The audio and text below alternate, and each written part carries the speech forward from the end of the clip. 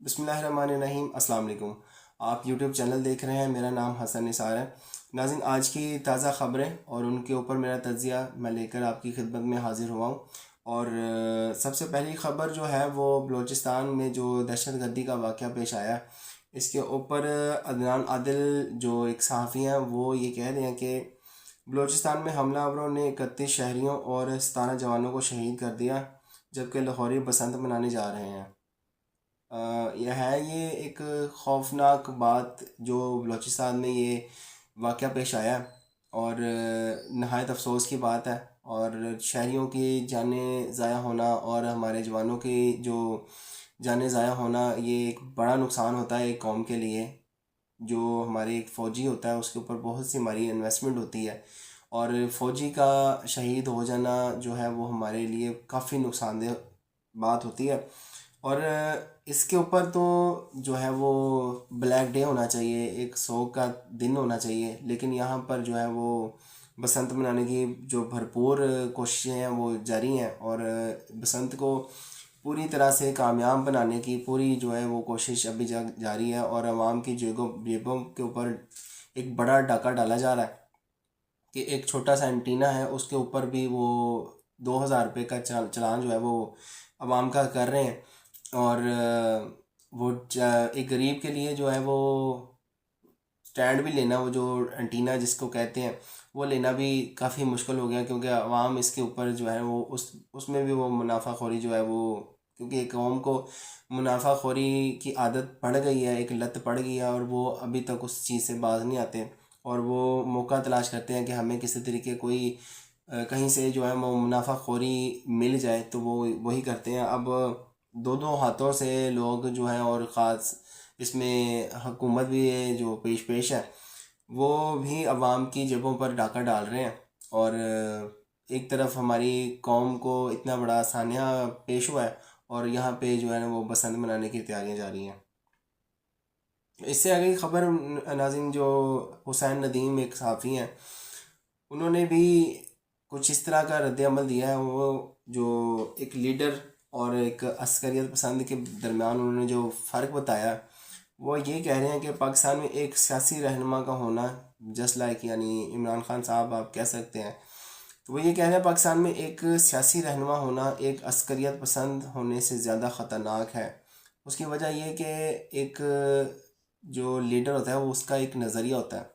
اور وہ کبھی بھی عسکریت پسند ہونے کو ترجیح نہیں دیتا، کیونکہ اس کے پاس ایک ویژن ہوتا ہے، اور وہ اپنی قوم کی حالت بدلنے کے لیے پورا کوشاں ہوتا ہے، اور اس کو دن رات یہی فکر ہوتی ہے کہ میں کسی طریقے اپنی قوم کی حالت بدل سکوں۔ لیکن جو عسکریت پسند ہوتا ہے اس کو یہ ہوتا ہے کہ میں کسی طریقے اپنے رشتہ داروں کو، اپنی فیملی کو، اپنے لوگوں کو نواز دوں، اور میں تلوے چاٹ لوں، کیونکہ اس میں اس کو ہی غنیمت نظر آتی ہے کہ یہی کام اچھا ہے، اس میں کچھ کرنا نہیں پڑتا، سوائے پیروں میں بیٹھنے کے علاوہ اور کچھ نہیں ملتا، اور ہر چیز ایسے مل جاتی ہے، صرف ایک بوٹ پالش کرنے پڑتے ہیں، اس کے علاوہ کچھ بھی نہیں کرنا پڑتا، اور جیسے بھی جو چاہو گے وہ مل جاتا ہے۔ اور وہ اسی طریقے کو جو ہے وہ ترجیح دیتے ہیں، اور عسکریت پسند ہونے کو پریفر کرتے ہیں، نہ کہ ایک لیڈر کے طرح جینا چاہتے ہیں۔ تو وہ اس طرح کی زندگی جی کر خوشی محسوس کرتے ہیں، اور کرپشن، لوٹ مار، غریبوں کے حق میں ڈاکہ، یہ ان کا شیوا بن جاتا ہے۔ تو ناظرین، اس سے آگے کی خبر، مبشر زیدی ایک صحافی، وہ یہ کہہ رہے ہیں کہ دنیا بھر میں دہشت گردی سے نمٹنے کے لیے حکمت عملی سویلین بناتے ہیں، اور قانون نافذ کرنے والے ادارے اس پر عمل کرتے ہیں، اسی لیے وہ کامیاب ہیں اور ہم ناکام، کیونکہ ہمارے جو سویلین ہیں ان کو تو کام کرنے کی زحمت ہی نہیں دیتے ان کے بڑے، اور ان کو اس طرح کی پالیسی بنانے کی اجازت ہی نہیں ہوتی کہ آپ دہشت گردی سے نمٹنے کے لیے کوئی پالیسی بنا لیں اور ہم اس کے اوپر عمل کر لیں، کیونکہ وہ اگینسٹ ہی چلتے ہیں۔ ہمارے یہاں پہ کئی اس طرح کے ادارے ہیں جو سویلین کی بات تو سننا گوارے نہیں کرتے، اپنی شان میں جو ہے وہ گستاخی سمجھتے ہیں کہ ہم ان کی بات کیسے مانیں، یہ کون ہوتے ہیں ہم سے یہ کام کروانے والے، ہم ان کے ملازم تھوڑی نا، ہم تو صرف اس ملک کے اوپر راج کرنے آئے ہیں، حکومت کرنے آئے ہیں، ہم بلیک ہینڈ ہیں، شیپ ہماری جو ہے وہ اس طرح کی ہے کہ ہم سویلین کی بات تو ماننے کے لیے بنے ہی نہیں۔ تو اس طرح کے لوگ ہمارے ملک میں پائے جاتے ہیں، اور ہمارا ملک جو ہے وہ بد سے بدتر ہوتا جا رہا ہے، اور یہاں پہ قانون کے نام کی کوئی چیز نہیں۔ جو ہمارے قانون نافذ کرنے والے ادارے ہیں اور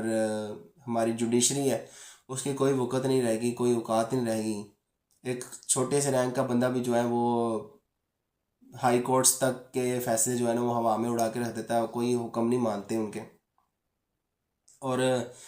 بار بار ایک صوبے کے سی ایم کو اجازت دی جاتی ہے عدالت کی طرف سے کہ آپ اپنے لیڈر کے ساتھ جا کر مل سکتے ہیں، ان سے ملاقات کر سکتے ہیں، لیکن